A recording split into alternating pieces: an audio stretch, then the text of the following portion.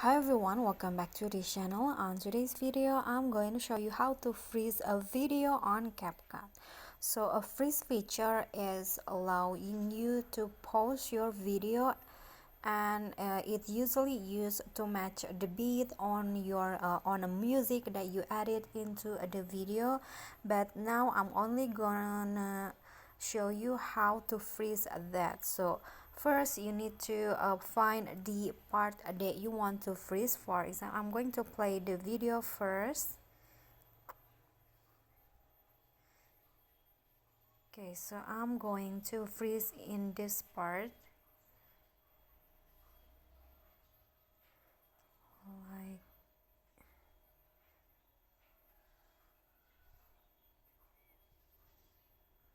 okay, I'm going to freeze in this part. For example, what you need to do is just click on the video and then swipe or browse over until you find the freeze option.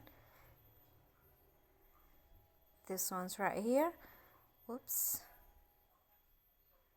So just click on that, and you can also adjust the duration of the freeze. For example, I want to just freeze it for like 1.5 seconds, like this. Okay, so it will go like this. It looks like a pause or a freeze.